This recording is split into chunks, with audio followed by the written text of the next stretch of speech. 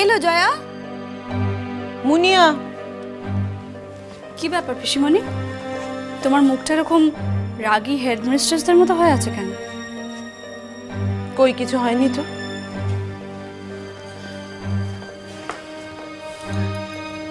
কি ব্যাপার মন? খুব চিন্তা করছিলেন আমা? সেটাই কি স্বাভাবিক নয় দিদি ভাই?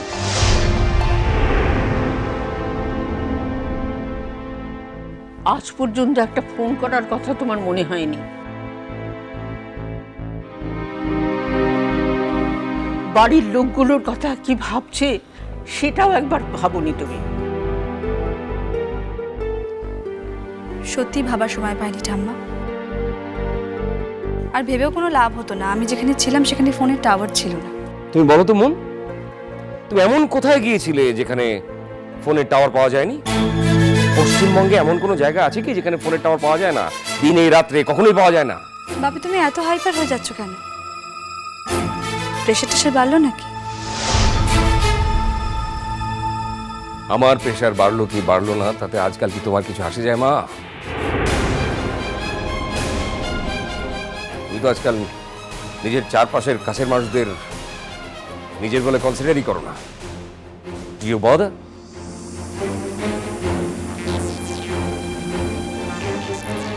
বাপি আমি একটা অত্যন্ত জরুরি কাজে গেছিলাম। অন্য সব কিছুর থেকে ওই কাজটা আমার কাছে অনেক বেশি ইম্পর্টেন্ট ছিল। তুমি কার সঙ্গে কোন কাজে গিয়েছিলে সেটা আজ আমার জানতে বাকি। তাই? Yes. Do you really know Bapi? তোমার এভাবে মুখ তুলে আমার চোখে চোখ রেখে প্রশ্ন করতে একটু লজ্জা করছে না মন? না।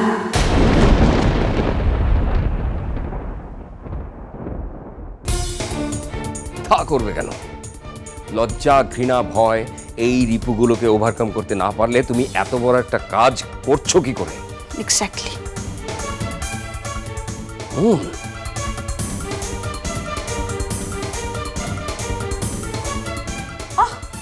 দিব্য, এতদিন পর মেয়েটা বাড়ি ফিরেছে, ওর মুখের দিকে তাকিয়ে ভালো করে দেখো, তাহলে বুঝতে পারবে শরীরের কি অবস্থা।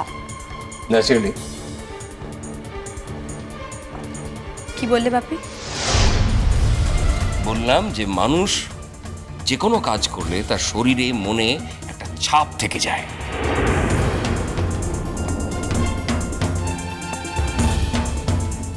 যেমন ভালো কাজ করলে একরকম, আর ব্যভিচারের মধ্যে কাটালে আরেক রকম।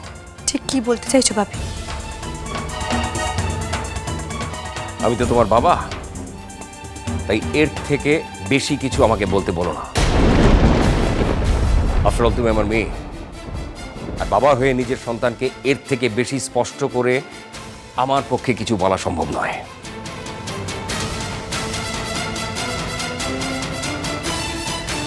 তবে তোমার এই প্রজেক্ট তৈরি গল্পটা যে মিথ্যে বানানো, এটা আজকে আমাদের কাছে আর অজানা নয়।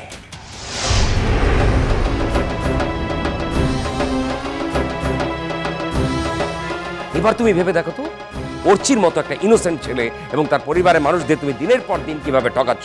আর they really deserve it?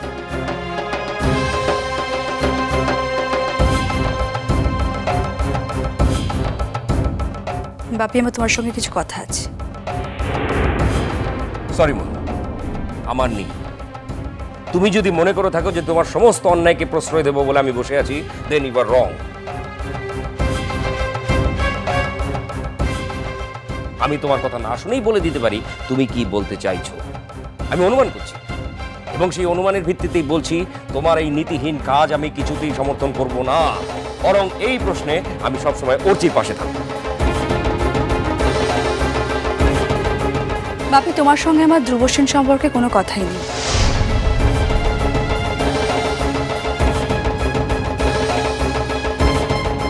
What? Listen, just listen. তোমার মেয়ে আমাদের সকলের সামনে ওই নামটা কিরকম অবলীলায় উচ্চারণ করলো, এতটুকু হেজিটেট করলো না। এখন তুমি বিশ্বাস করবে তো? মন, আমার জীবনের ব্যক্তিগত পছন্দের ক্ষেত্রে বা পছন্দ পরিবর্তনের ক্ষেত্রে তোমাদের কারোর কোনো সাজেশন বা সাপোর্ট আমার দরকার হবে না।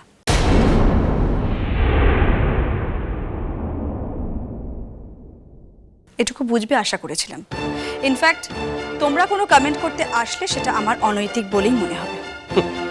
ছাড়ো তোমার নৈতিকতা। যে কাকে তুমি নীতিবোধ শেখাচ্ছ? তোমার মধ্যে বিন্দুমাত্র নৈতিকতা আছে? যদি থাকতো তাহলে ওইরকম নির্ভীকভাবে তুমি নামটা আমাদের সামনে উচ্চারণ করতে পারতে না, কিছুতেই পারতে না। ছি ছি, কি শুনছি, কি হচ্ছে দিব্য? আমি তো কিছু বুঝতে পারছি না, আমার সব তালগুল পাকিয়ে যাচ্ছে। মা, তুমি চুপ করো, তুমি এসবের মধ্যে থেকো না। তুমি বরং চলো, ঠাকুরের আসনে বসবে। এসো। তাই ভালো ঠাম্মি, এতক্ষণ আমি যা যা কথা বলেছি, যা যা শুনেছ, এবার আমি তার থেকেও আরো বেশি কঠিন আর ভয়ঙ্কর কথাগুলো বলবো। তুমি বরং ঠাকুরের কাছেই থাক, বারবার বলার দরকার নেই। চলে যাচ্ছি মুনিয়া, এসো মা।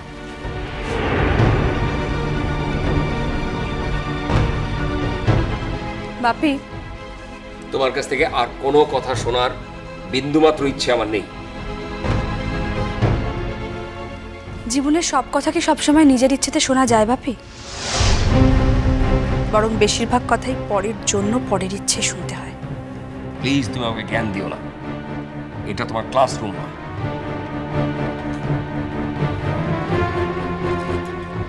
ভয়ঙ্কর কথাগুলো কি মুন?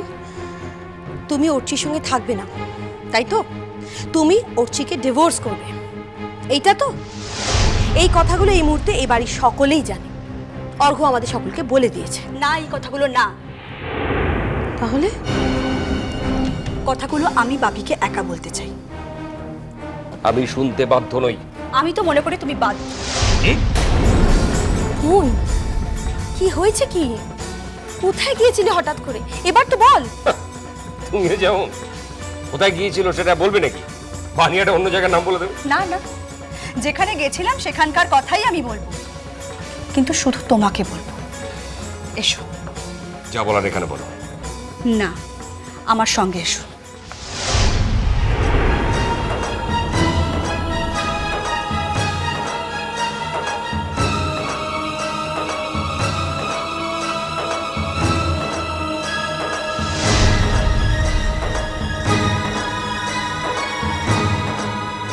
নাটকের কোনো দরকার নেই মন। আমি বলছি এসব নাটক। জীবন কখনো কখনো নাটকের চেয়েও বেশি ভয়ঙ্কর, বেশি নাটকীয় আর অপরিচিত হয়ে ওঠে। এটা তোমার তো অন্তত জানার কথা বাপি। মানে? আমি কোথায় গেছিলাম জানতে চাইছিলে না? আমি পলাশবনিতে গেছিলাম।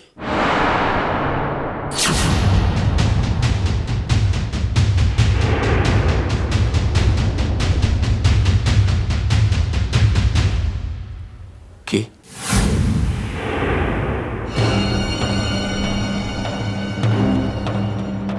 এই কথাটা সবার সামনে বললে তোমার ভালো লাগতো বাপি?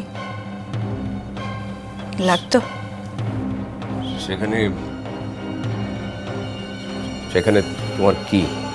বাইরে, ওখানেই তো সব। আমার ব্যক্তিগত জীবনের বাইরে যে একটা পারিবারিক জীবন আছে ভাবি, আর সেই জীবনের খানিকটা অংশ ছড়িয়ে আছে পলাশবনিতে। এসব কি বলছিস তুই মন? আমি পলাশবনিতে গেছিলাম কঙ্কার কাছে।